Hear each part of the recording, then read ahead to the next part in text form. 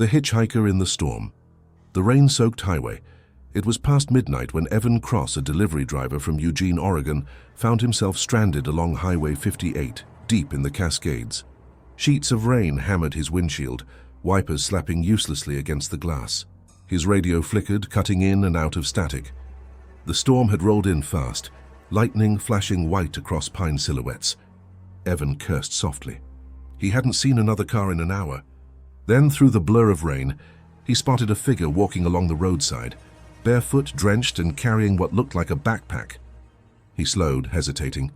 The figure turned its head toward his headlights, and even through the rain he could see the pale, drawn face of a young woman. Against his better judgment, he pulled over. As she approached the passenger side, her voice barely audible through the storm, she said, "Thank you for stopping again." The passenger Evan blinked. "Again?" he asked, forcing a laugh. The woman slid into the seat, dripping water. "Sorry, I'm just cold." Her voice trembled. "Could you drive me to Maple Ridge?" He nodded, pulling onto the slick highway. She stared out the window as lightning flashed, revealing claw marks along her arm, fresh and deep. Evan's chest tightened. "You hurt?" She didn't answer. Just whispered, "He's still out there." The truck rattled as thunder cracked overhead.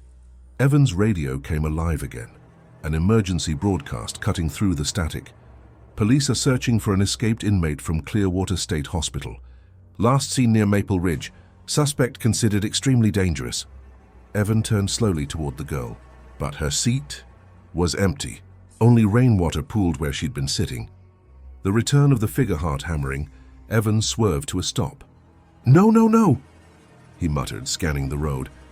The passenger door was wide open, rain pelting the seat. He jumped out, calling into the storm. "Hey, where'd you go?" A flash of lightning lit up the trees, and there she was again, standing by the guardrail, staring at him. This time her face was twisted, her eyes too wide, her mouth moving soundlessly. He took a step forward, but before he could speak, she raised a trembling finger toward the forest behind him. He turned. A man in a prison jumpsuit stood halfway up the embankment, motionless in the downpour. Evan froze, staring into the shadowed sockets of his eyes. The next lightning flash revealed something worse. The man was holding her head. Flight through the storm Evan ran. He dove into the truck, fumbling for the ignition. His hands shook as he hit the gas, tires spinning on wet asphalt. The headlights flickered, and for a brief second he saw her again, sitting in the passenger seat. Blood soaked her white dress, hair dripping down her shoulders. "Drive faster," she whispered. Evan screamed and slammed the pedal down. Rain blinded him as the wipers squealed across glass. The road twisted, and his GPS went dead. Every turn looked the same, trees, fog, water. "Where's Maple Ridge?" he shouted. The girl slowly turned her head toward him. Her lips barely moved. "You already passed it." The truck jolted, something hit the front end hard. Evan skidded to a stop. The stranger at the window smoke poured from the hood. Evan stumbled out, coughing. Rain soaked his clothes as he looked under the headlights. Nothing there, no body, no animal, just mud. Then from behind him a voice hissed, "Need a ride?" He spun around. The man in the orange jumpsuit stood inches away, eyes reflecting white from the lightning. Evan grabbed the door, tried to climb in, but the man's hand slammed against the glass. The girl's ghostly reflection appeared inside the windshield. Her mouth opened wide and a piercing scream filled the cab. Lightning struck a tree nearby, boom, blinding light. When Evan blinked again, both figures were gone. Only his truck remained, running quietly. He got in, trembling, and drove. The loop on Highway 58 by sunrise, Evan finally saw lights in the distance, a gas station. Relief flooded him. He pulled in, stumbled inside, and asked the clerk, "How far to Maple Ridge?" The man frowned. "Maple Ridge? Son, that town washed away in the flood back in '79. Evan's throat went dry. "No, I just picked up a girl from there. She said—" The clerk froze. "A girl in a white dress?" Evan nodded slowly. The clerk swallowed hard. "You ain't the first to say that." Outside, the storm began again, sheets of rain hammering the roof. Evan turned to look at his truck. And there she was, sitting in the passenger seat again, smiling faintly through the fogged glass. Her lips moved one last time. "Thank you for stopping again." The motel by the flooded road. The storm on Highway 165 Amber Ruiz, a 27-year-old travel nurse, was driving from Lafayette to Monroe, Louisiana when the storm hit. The rain came suddenly, a violent downpour that blurred the entire highway. Wind howled through the cypress trees, lightning split the sky. Her GPS rerouted her through a back road called Bayou Hollow Road, a name that instantly gave her a chill. Visibility was almost zero. Amber gripped the steering wheel tighter, whispering, "Just a few more miles." Then she saw it, a flickering neon sign through the sheets of rain. Miller's Rest Motel, vacancy. The parking lot was half flooded, water swirling around her tires.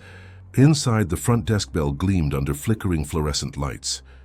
But no one was there, just the faint sound of dripping water. And from somewhere down the hall, a door creaking open on its own.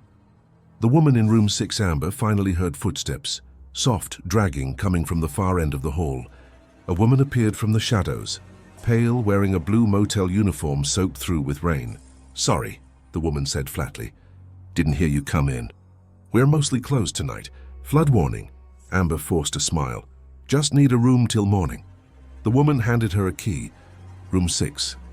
When Amber entered, the air smelled of mildew and old perfume. Rain battered the window. She took a shower and laid on the creaky bed, listening to thunder roll. Then knock-knock, a slow, deliberate tapping. She froze. "Who is it?" Silence. The sound came again, but from inside the room, behind the bathroom door she'd just closed. A low voice whispered, "That's not her job anymore."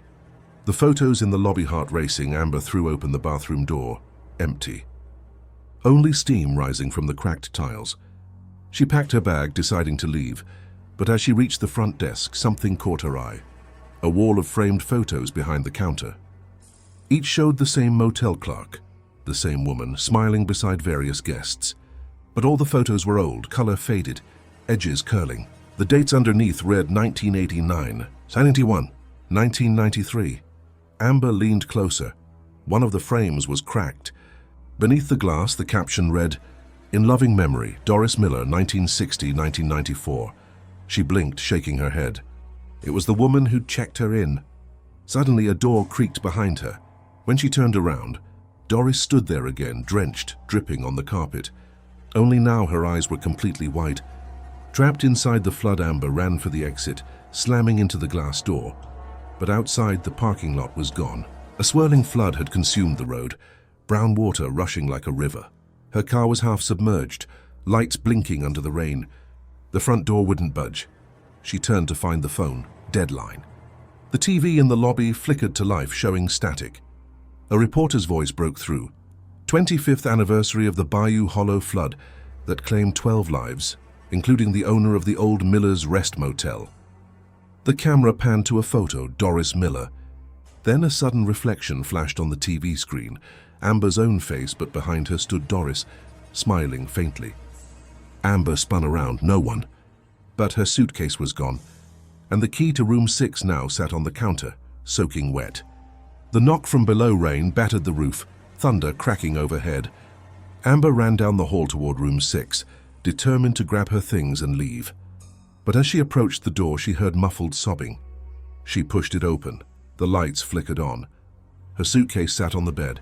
Then drip, drip, drip. Water pooled beneath the floorboards, seeping upward. She knelt and pressed her ear to the ground. Faint knocking came from below. Someone trapped under the floor. "Help me!" A woman's voice begged through the wood. "Please!" It's rising again. Amber stumbled back, whispering, "Oh God!" Suddenly a hand burst through the floorboards, soaked in gray, clutching her ankle. She screamed, kicking free, bolting toward the hallway. Every door now stood open, water flooding out of each room. And at the end of the hall stood Doris. The motel underwater. Amber sprinted into the lobby, water rising to her knees. Doris glided forward, her soaked hair trailing like black weeds. "You should have left before the rain," she whispered. "We never leave when it starts." Amber grabbed the door handle one last time. It gave way. She pushed through into the storm. But the moment she stepped outside, the motel was gone. Only open floodwaters stretched in every direction. The neon sign floated past, half submerged. She screamed, stumbling onto what she thought was the highway. But it was the motel roof. She was standing on top of Miller's Rest, the entire building underwater. Lightning flashed. Dozens of pale faces stared up at her through the surface, frozen beneath the waves. In the center, Doris reached a hand toward her. Amber's scream was swallowed by thunder, and when rescue boats arrived the next morning, the motel was gone. The Man by the Bridge. It was one of those relentless Oregon nights when the rain never stops, it just changes rhythm. Ethan Keller, a 32-year-old delivery driver from Eugene, was heading back home after a late run through the Mackenzie River Highway. The wipers slapped back and forth in a losing battle against the downpour. Around midnight, his GPS warned him, flood alert ahead. But the nearest shelter was still 20 miles away. He decided to take a detour across the old Mackenzie Bridge, a wooden structure barely visible through the sheets of rain. Halfway across, his headlights caught something, a figure standing by the railing, a man in a soaked flannel shirt, motionless, staring down into the roaring river. Ethan slowed his truck and rolled down his window. "Hey, you okay, man?" he shouted. The man turned his head on his slow, unnatural pace and smiled. But when lightning flashed, he was gone. The gas station warning Ethan's heart pounded as he drove off the bridge, telling himself it was just the rain messing with his eyes. A few miles later, he spotted an old 24-hour gas station glowing dimly through the fog. He pulled in, the bell above the door jingling weakly. The clerk, an old man with a coffee-stained cap, barely looked up. "Hell of a storm," he said. Ethan nodded, rubbing his soaked arms. "You ever see someone just standing on that bridge out there?" The clerk's face froze. "You mean him?" Ethan frowned. "Who?" The man leaned in. "They say a trucker crashed there back in '92. Got pinned in his rig when the river rose. Folks still see him on nights like this, looking for a ride home." The lights flickered. The old man looked toward the window. "Guess he found you." Ethan followed his gaze and saw wet footprints leading into the gas station. The passenger seat Ethan backed away from the window. The clerk grabbed a flashlight, muttering, "Stay put." He stepped outside into the downpour, but seconds later the light went out. Ethan waited, staring at the rain pelting the glass. When the clerk didn't return, he exhaled and walked to his truck. The cab was fogged up. He wiped the window and froze. Inside, someone was sitting in the passenger seat. He yanked open the door. It was empty. Only the seatbelt hung twisted, dripping wet. The smell of river water and diesel filled the air. Ethan climbed in, trying to steady his breathing. He turned the ignition, and the radio crackled to life. Through the static, a voice whispered, "You didn't stop last time." Ethan's pulse jumped. He slammed the power off. Then he noticed the passenger door was unlocked, and water was pooling slowly beneath his boots. The flooded road Ethan drove, pushing the truck to 60, but the rain only got worse. Trees bent against the wind, branches scraping across the windshield. He tried to call for help, but his phone flickered. No signal. Then he saw headlights behind him, a pickup old and rusted matching his every turn. He pressed the gas harder. The truck followed. Up ahead, the road dipped toward the same Mackenzie Bridge he thought he'd left behind miles ago. "How?" he muttered, slamming the brakes.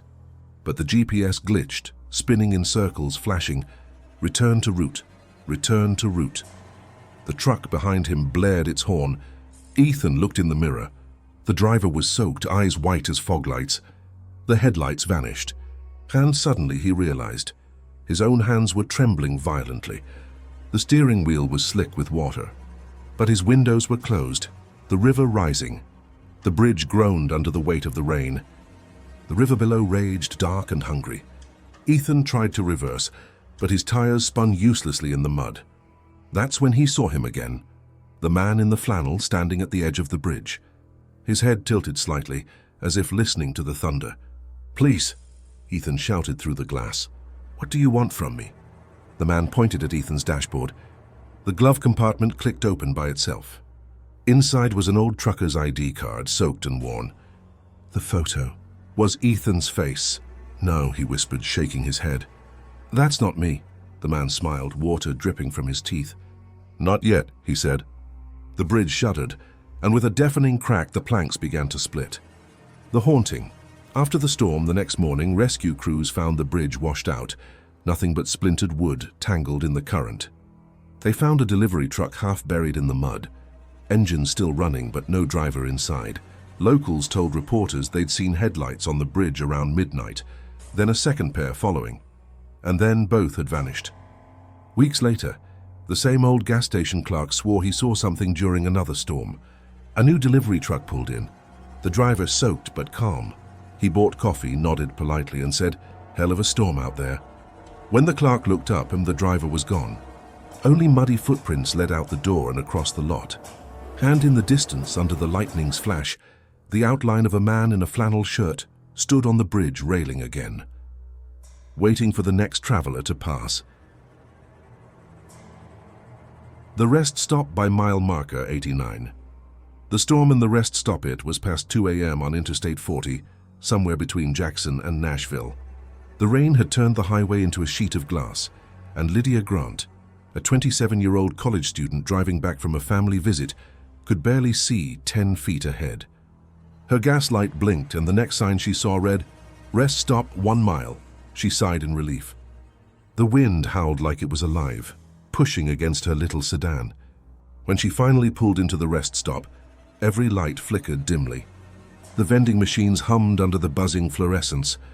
There was only one other car, an old green pickup truck with its engine still running.